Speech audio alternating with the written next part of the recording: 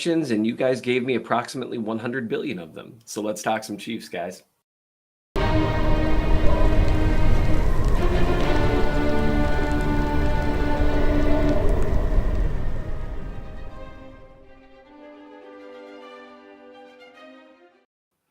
Welcome to the Chief in the North here on RGR Football. I'm Seth Kaiser, a Minnesota Chiefs fan, Chief in the North, a jerk, whatever you want to call me. That's all fine. It's probably true. As we do every Thursday, we have got some mailbag questions to do. And you guys went completely above and beyond in terms of providing me with mailbag questions. So I'm going to try to roll right into it just after the tiniest, littlest amount of introduction, letting you guys know, as you're aware, we do this, every single week. We try at least on the weeks that I actually get it done. If you want to ask a mailbag question, you want it included in next week's, you can ask below in the comment section, put a question mark in front of it, or every Wednesday at some point, I'm going to, sometimes in the morning, sometimes in the night.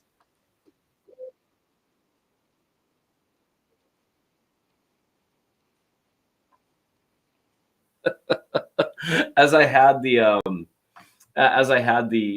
screen up to answer mailbag questions. See, this is how you know I'm telling you the truth. Mailbag questions from last week. The ad started to play on YouTube, and I had no idea what was playing for a moment there. So anyway, you can put your questions there, or at some point on a Wednesday, I will put up a tweet saying, I will put up a tweet. I will use the Twitter to ask for mailbag questions, and you guys can answer there, which you guys did en masse today. And so we're going to try to get to those as much as possible. But first, as always, we prioritize here. And so I'm going to answer some of those. Don't forget to hit like, subscribe. Where else can you see my befuddled face as music starts to play out of nowhere?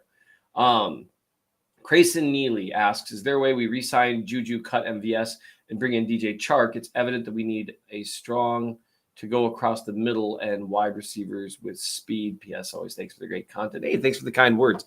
I don't think there's virtually any possibility that they cut MVS. They could in theory, but the juice isn't really worth the squeeze there. I think they save approximately $7 million against the cap. What he provides in terms of a field stretcher, I think, is worth that and then some. I think he's worth the money that they're paying him next year. You got to remember, I think it's an $11 million cap hit, but again, they can only save about $7 million. You got to remember what the receiver market looks like. Right now, good wide receivers are getting 18 to 21 million a year. Really good to elite wide receivers are getting 27 to 30 million a year. And so MVS at his cost is a bargain in most ways. And we've seen what he adds, and not just in the AFC Championship game where he kind of had to be the guy, but also if you look at what he forced the Eagles to do at times schematically because they had to respect the threat of him over the top, that's well worth it. I think Juju Smith-Schuster is a really, really interesting question. I think depending on what the price is, it might make just as much sense to bring in a guy like Jacoby Myers or a guy like DJ Chark.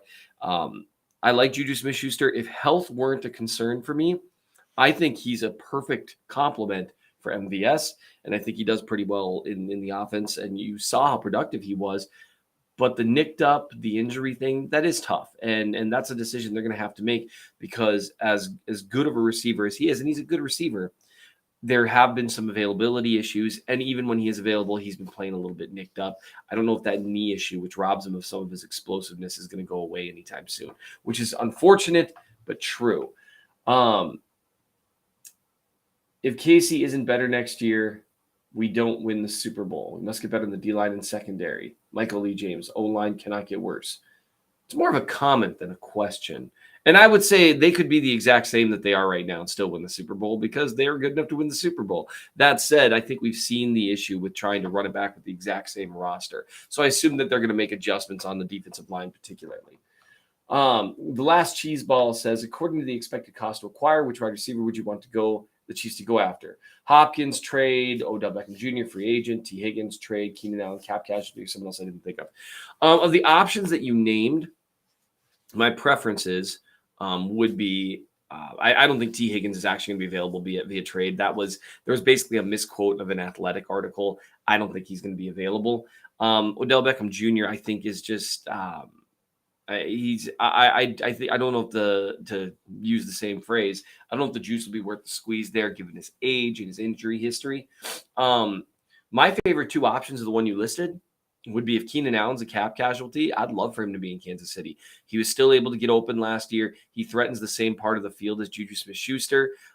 He's generally been very healthy over the last multiple years. His injury stuff has generally been behind him. Now, age and stuff, that can be problematic, but it's also a reason why he might be a cap casualty and why he might be available for less than an obscene price. Hopkins is really interesting to me as well because now, and again, the only way I'd be interested in Hopkins is if he didn't want a new contract. His current contract, if he were traded, the Cardinals eat some of that money. So it's not nearly as expensive for the Chiefs as it would be for the Cardinals to have him on board.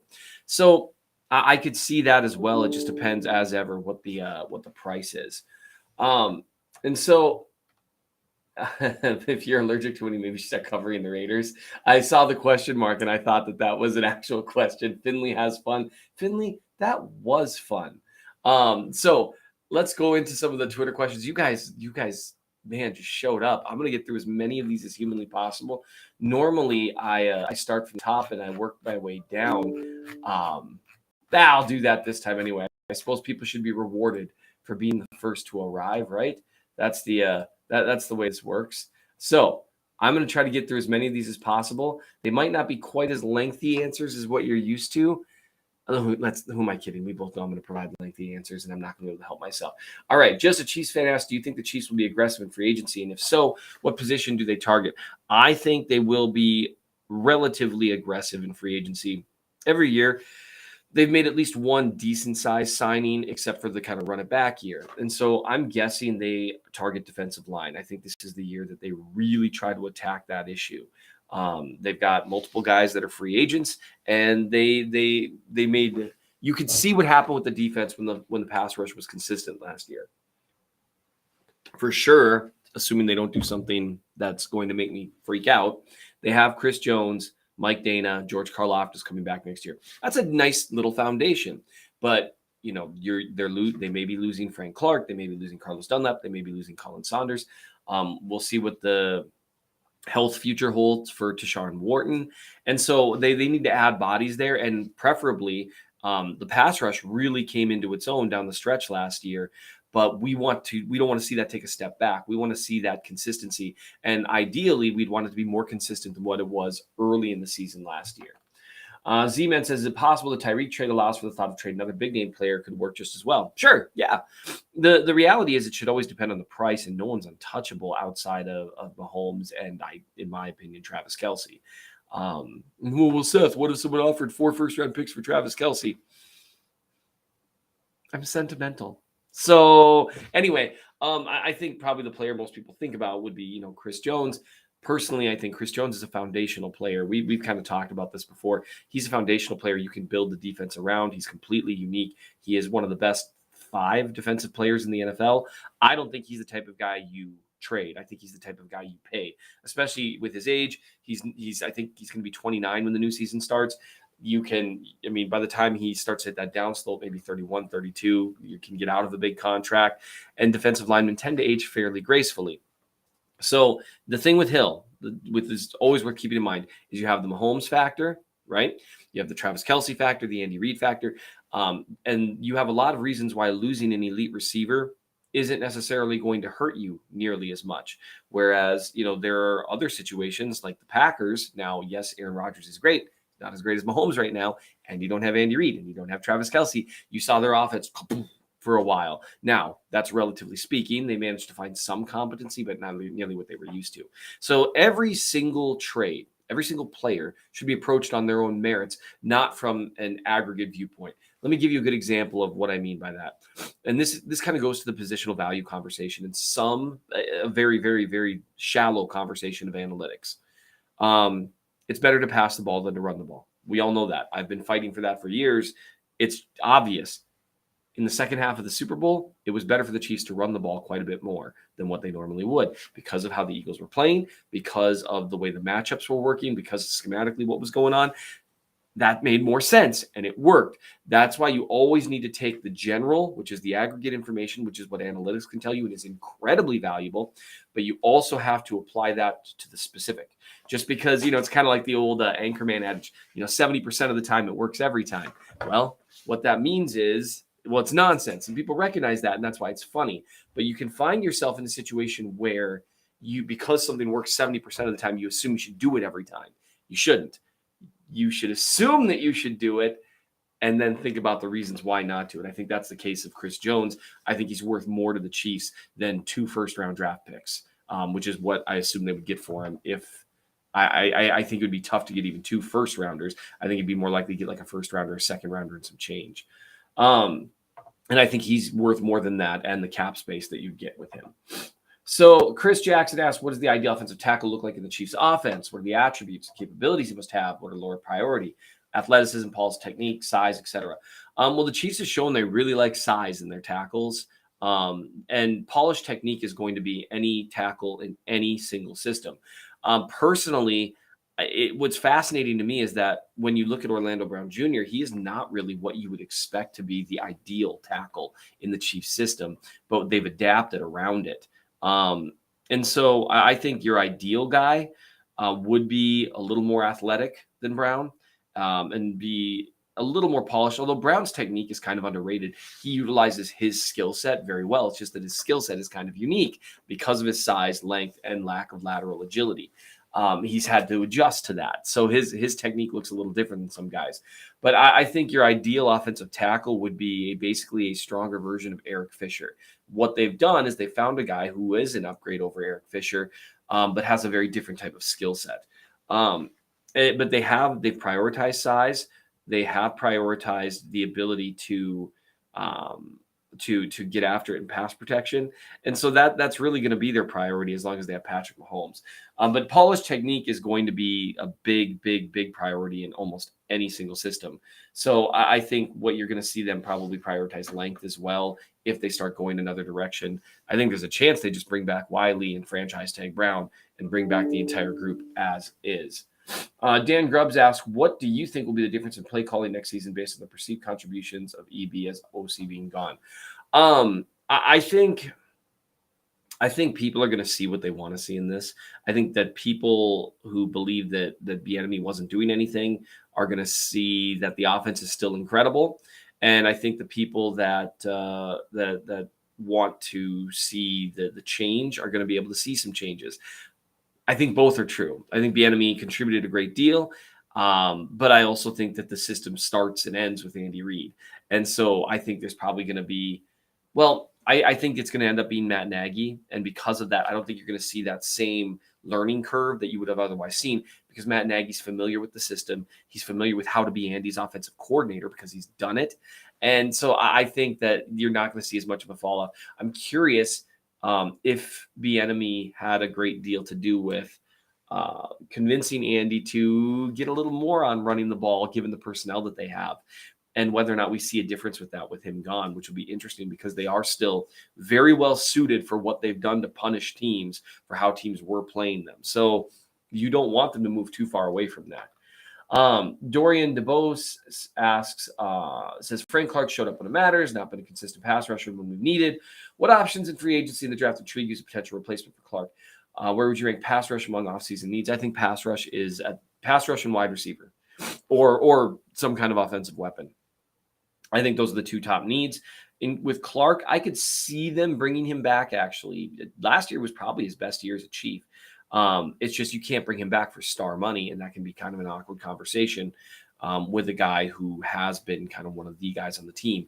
Now, is he comfortable moving into a new role, which he kind of already has, and he's shown that he might be comfortable doing as more the veteran leader type, who everyone knows isn't the guy around which the pass rush is built, but the guy there to kind of help motivate and teach and be that guy who's okay, who's a competent player, but isn't expected to be the star, but he's there to help mentor guys like Dana Karlaftis, and he's there to provide some stability at the position.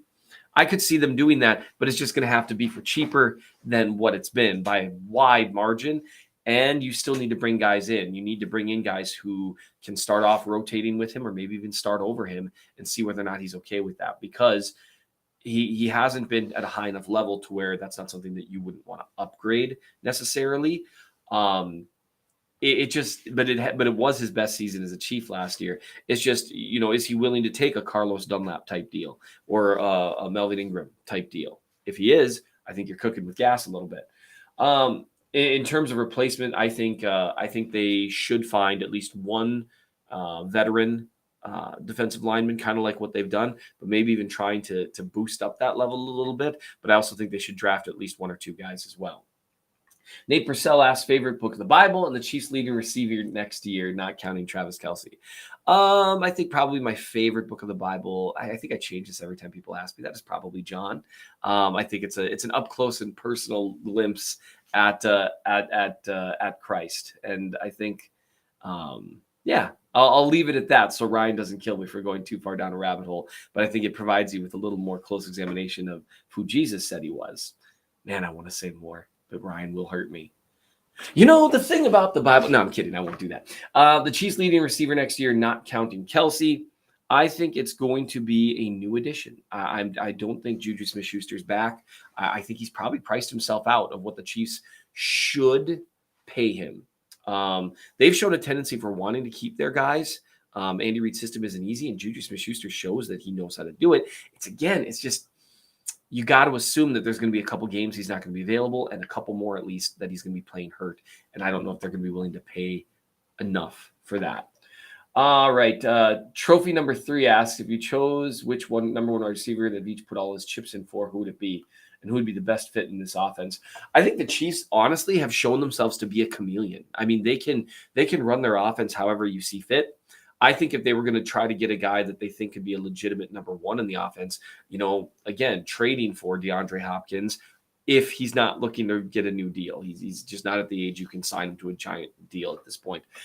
He's the type of guy that would make sense because he can threaten multiple areas of the field. He can get open in the areas that you need, but he's still a good complement to MVS. Jeff Coleman asked, what will the narrative be for the haters this offseason? I genuinely don't know. I've actually been thinking about this. This offseason, we're kind of entering an almost boring phase of Patrick Mahomes' career where the debate's really over. Like, by and large, there's always going to be a few detractors and haters, as you phrase it. But honestly, there's really not much to say. I think the only thing that people will be able to say is that he's needed, Tyreek Hill or flags to help him win it all. And that's really going to be it. But I mean, Patrick Mahomes has 2 Super Bowl wins. There are not many quarterbacks that have that. And he has it 5 years in as a starter. It's just delicious. It's so wonderful. And so really, I think we're going to be entering kind of a phase where Mahomes is going to be widely considered the best quarterback in the league.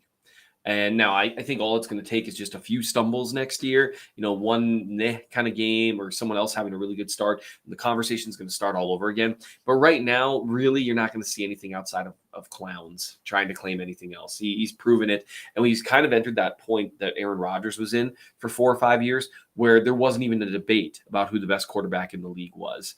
It was, well, it's Rodgers, and then there's, other people that might be maybe in his same tier, like 1A or 1B, but everyone knew it was Rodgers. For a while, Manning was like that for a while. Brady was like that. I think we've kind of reached that phase in Mahomes' career where everyone acknowledges it's him, then there's everyone else. Michael Arnett, favorite barbecue sauce to grill with, favorite thing to grill. Oh man, this is going to get me in trouble. I'm not a grill guy. I'm not good at it. I haven't learned how to do it appropriately. And right now I work somewhere between 65 to 80 hours a week. And so I don't really have time to learn these things now. Okay. Yes, I do, but I'd like to see my family. I'd like to hang out with my kids and my wife. So I do that instead. I rely on the good people in my life that grill for me. My favorite barbecue sauce that I've had outside of, some of the ones that you might expect, when Nate and Josh and I went to meet Mitch, and his sauces were unbelievable. It was just unbelievable. My buddy Chief Bearcat on Twitter also makes an incredible barbecue sauce. All right, Scott Loring says sliding door situation. Takes a quick walk. Would have happened if the Chiefs had paid Tyreek instead. I think if they paid Tyreek instead, I think if you look at the draft picks that they wouldn't have had. because I don't think they don't get Trent McDuffie, right? They don't. They had a third round pick they used to move around, so it just depends on who you necessarily equate it with, who would they would have gotten. But at the very least, let's take away Trent McDuffie for sure. Okay, we'll start off with that, and then you start off with obviously. I don't think they bring in Juju without paying Tyreek or while paying Tyreek, but I'm not sure. Obviously, you don't have MVS.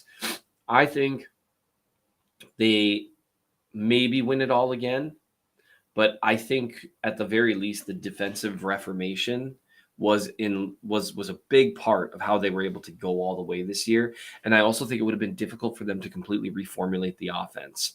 Especially with some of the things that got said after Hill left that we don't need to get too much into, but the idea that he wasn't targeted enough, that kind of thing. So I think they might have fallen a little bit short again.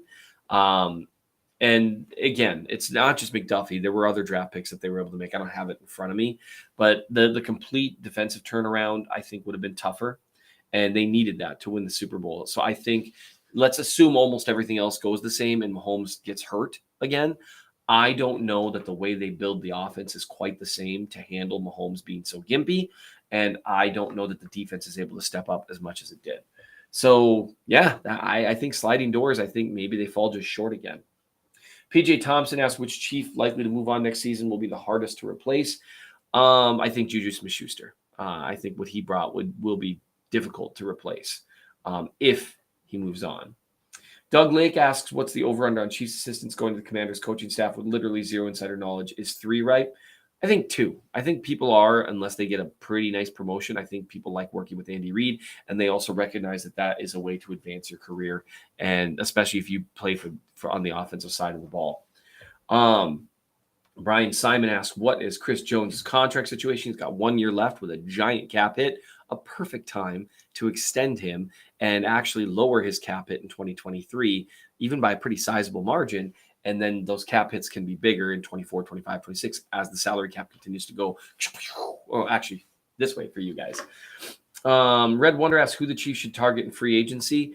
I'm not going to say specific names because a lot's going to change between now and free agency actually opening.